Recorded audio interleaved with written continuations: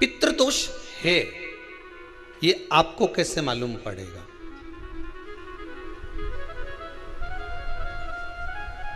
पितृ भूखे हैं, इसका तो वर्णन हमने पहले कर दिया कि रात्रि को जब आप सोने के बाद में 1-1.5 घंटे बाद अगर आपकी नींद खुल जाए, 1 घंटा 1.5 घंटा आप सो लिए, उसके बाद जो नींद खुली तो 1-1.5 घंटे तक अगर आपको नींद नहीं आ रही है, रात्रि को सोने के बाद में 1 घंटे बाद जब उठे तो आपको प्यास लग गई,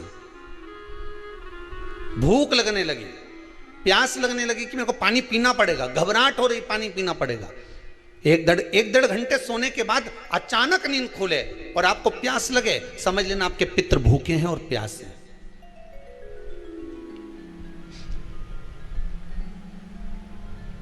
वो भूखे और प्यासे हैं, उनको जल की जरूरत है।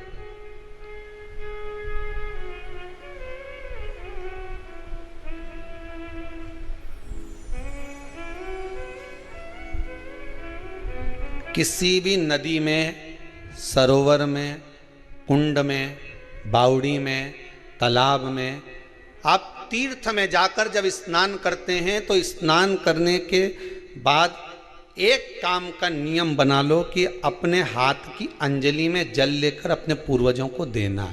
प्यासे रहते हैं, भाग मांगते हैं।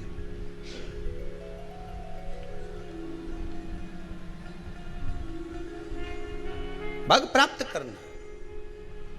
3 वृक्ष पितरों के तुल्य हैं। नैमिषारण्य की कथा में भी कहा था 3 वृक्ष पितरों के तुल्य हैं। पहला पीपल, दूसरा बट वृक्ष, तीसरा बेलपत्र का वृक्ष। ये पितरों के तुल्य हैं।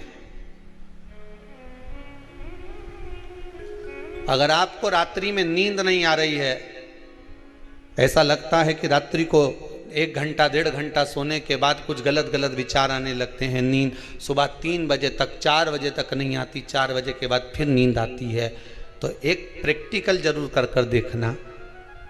एक प्रैक्टिकल करने में क्या जाता है? प्रयास करने में क्या कुछ जाता है क्या? प्रैक्टिकल कर देखना कि कहीं सियोर वाला महाराज झूठ तो नहीं बोल रहा, तो प्रैक्टिकल करने में कुछ नहीं जाए।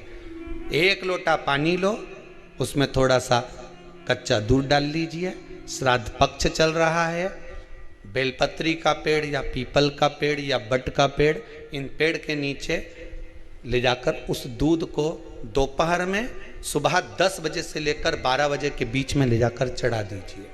रात्रि को फिर ना आपको प्यास लगेगी, ना भूख लगेगी, नींद एक बार लगी तो सुबह ही खुलेगी। प्रैक्टिकल करने में क्या जाता है? पानी डालने में तुम्हारा कुछ जाएगा? अरे बोलो तो सरी, हमें 10 रुपया का दूध जरूर उसमें, और तुम इतनी चतुर हो, इतना सारा दूध थोड़ी डालोगी, तो 2 चिल्ला डालोगे। कहाँ तुम इतना डालने वाली हो है?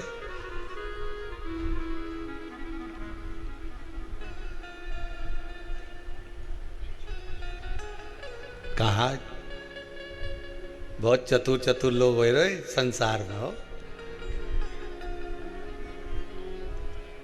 भले पूजन पाठ नहीं करे, पर कहीं का एकदम मिलने आ जाए ना, क्या अम्मा जी है क्या पाठ कर रही है, फिर वो भी बैठ गई तुरंत, अभी तो सोई थी।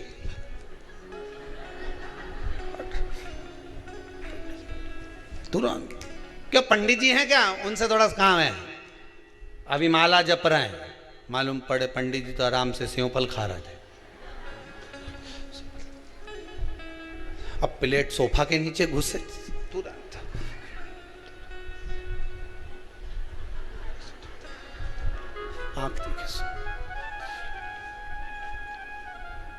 प्रैक्टिकल करने में क्या जाता है? कुछ भी नहीं बिगड़ेगा। ये तो बस जल डालोगे तुम्हारा ही कुछ अच्छा हो सकता है, बाबा की कृपा है।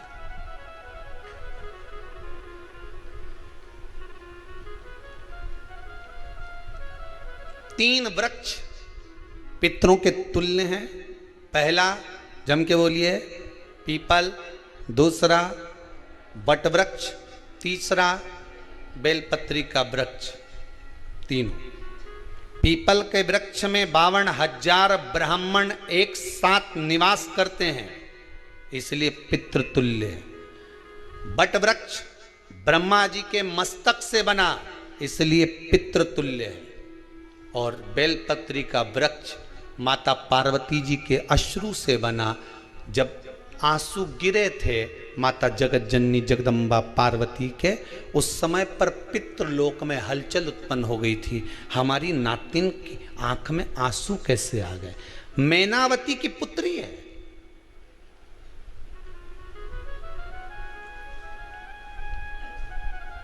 पितरों की नातिन, इसकी अश्रु कैसे गिर गए? पार्वती जी ने कहा ये आंसू नहीं, मेरा पुण्य भाग प्रकट करती हूं बेलपत्री के रूप में। तो पितरों ने वर दिया था कि ये बेलपत्री का वृक्ष हमारा आशीर्वाद है, इसके नीचे अगर कोई दीप लगाता है, शिव को स्पर्श कर चढ़ाता है, उसके पितरों की शांति होगी। हम स्वयं उसको आशीर्वाद देने के लिए पधारेंगे। बेलपत्र का वृक्ष पितृतुल्य।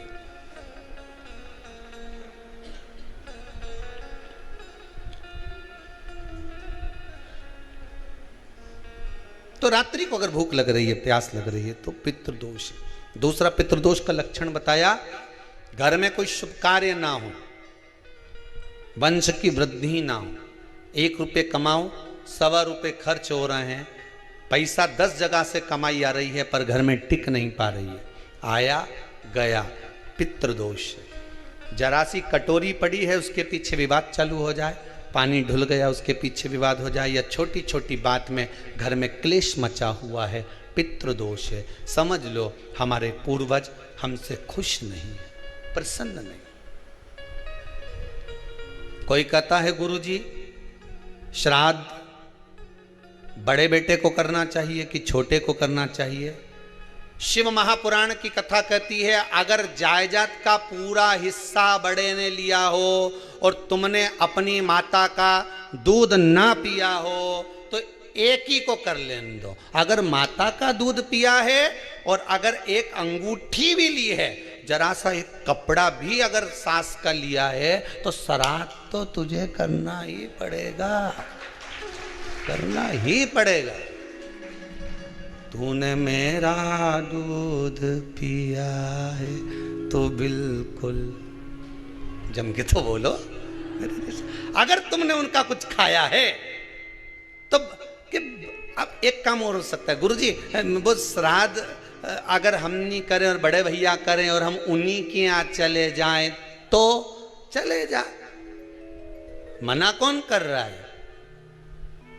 पूड़ी का तेल तू ले जा,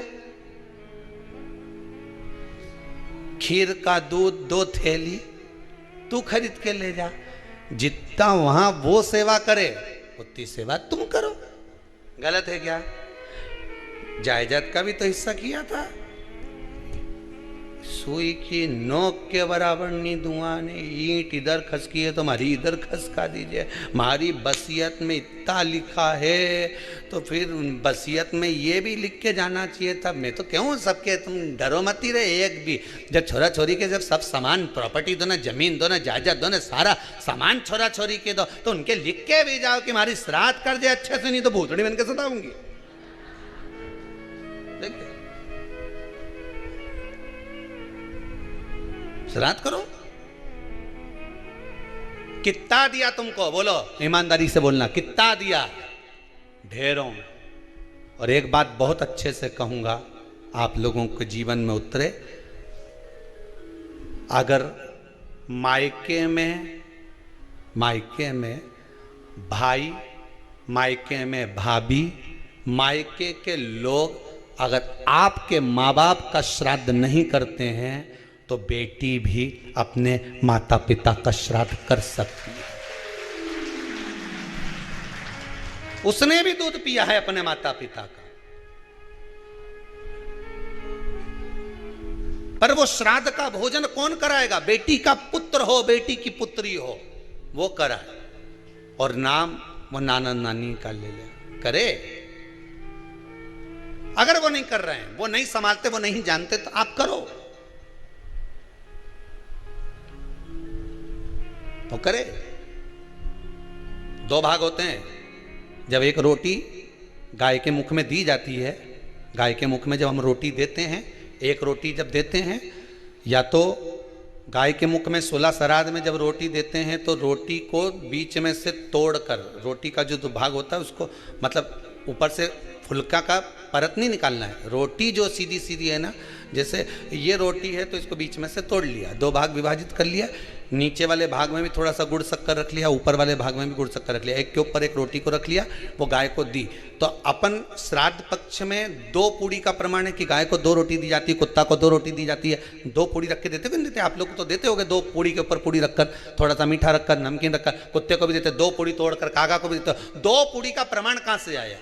2 भाग रोटी के टुकड़े का प्रमाण कहां से आया? श्राद्ध पक्ष में ही ऐसा क्यों किया जाता है? बाकी के समय पर तो कोई ऐसा 2 पूड़ी का प्रमाण ही नहीं, पर श्राद्ध पक्ष में ये क्यों कहा जाता है कि पूड़ी के ऊपर पूड़ी रख दे, उसमें मीठा रख दे, खीर शक्कर रख दे, गाय को दिया, कुत्ते को दिया, कागा को दिया, ऐसे क्यों कहा जाता है? उसका कारण क्या होता है? उसका केवल एक कारण है, जो नारी ने भोजन का निर्माण करा है, जो घर की बहू भोजन बनाई है, जो घर की बेटी ने भोजन बनाया है, घर की माता ने भोजन बनाया है। महाराज, पिता पुरुष एक कुल को तारता है, बेटी 2 कुल को तारती है। जब श्राद्ध पक्ष में 2 भाग रोटी के कर कर गाय को देती है तो 1 भाग तो उसके ससुराल वालों को मिलता है।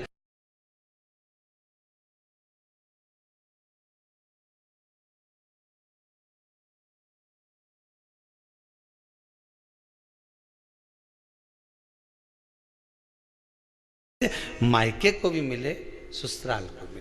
जब गया जी का पिंड होता है तो नाना नानी सबका स्मरण कराया जाता है। 2 भाग,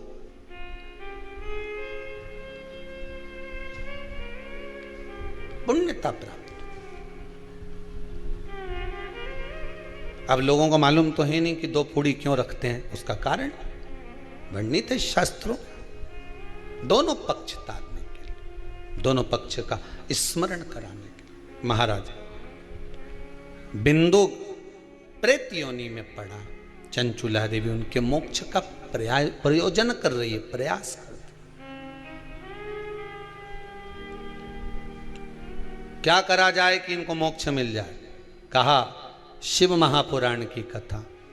पार्वती मैया की सहेली बन गई और पार्वती मैया ने शिव महापुराण में प्रेत योनि से मुक्त होने के लिए कहा, तुम रुका जी के यहाँ जाओ, देवऋषि नारद के पास जाओ।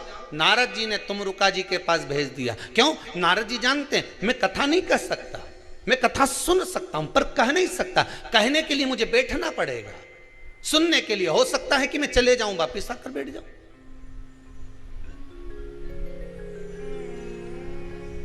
तुमरुका जी से कहा कथा कह दोगे? हाँ, कहने में क्या दिक्कत है, मेरे पति को प्रेत योनि से मुक्त करना है।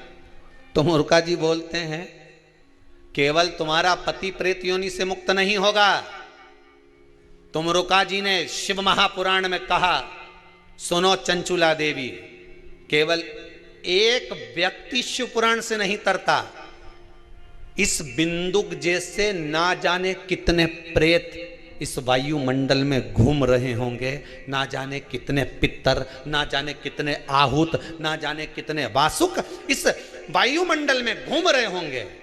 तुम्हारा पति तुमको दिखा नहीं, तुम्हारा बिंदुक तुम्हें कभी नजर आया नहीं, फिर कारण क्या था? बस मन में शांति नहीं है। घर में सारा सुख है पर हृदय में शांति नहीं, समझ लो पितृदोष है। क्या करा जाए? फिर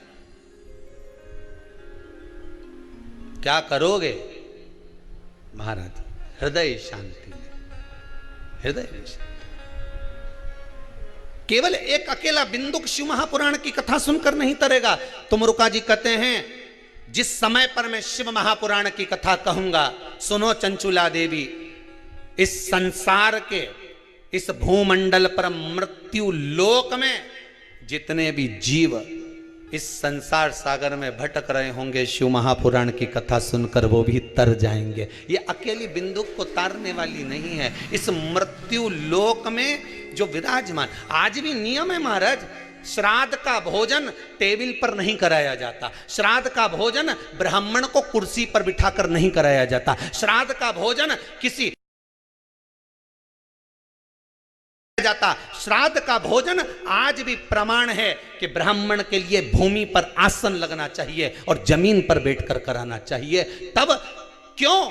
क्योंकि इस भूमि पर बैठकर जब भोजन कराएंगे, इसी भूमि से ना जाने कितने पितृ गए, कितने तर्पण हुए, कितनी तिलांजलि हुई, इसी भूमि से, इस रज से, इस कण से ना जाने कितने जीव चल गए। अब लकड़ी पर या टेबल पर या कुर्सी पर बैठकर ब्राह्मण को भोजन कराने का प्रमाण नहीं है। अब आपका फैशन ज्यादा हो गया तो बात दूसरी है। पंडित जी ऊपर बैठ के खा लोगे क्या? पंडित जी तो बोल देंगे अच्छा है खिला दो।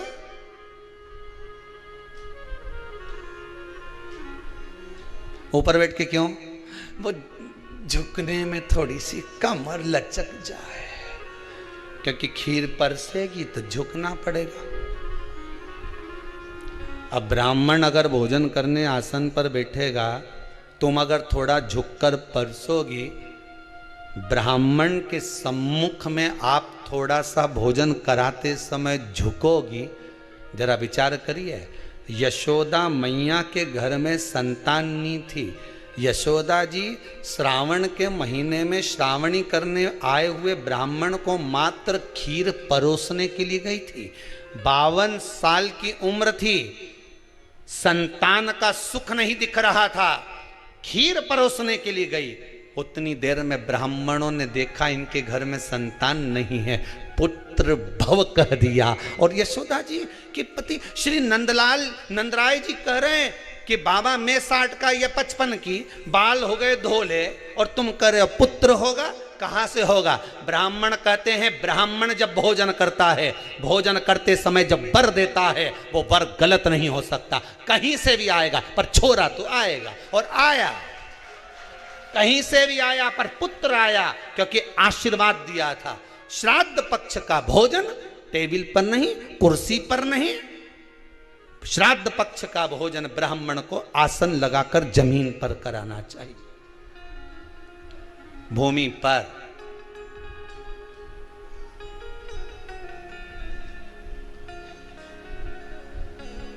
अब आजकल के ब्राह्मण भी थोड़े नीचे,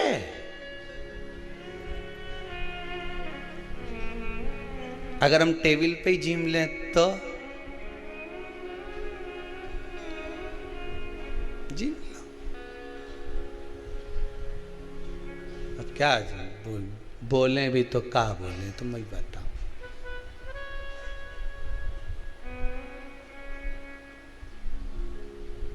थोड़ा सा भाग भूमि का हो महाराज।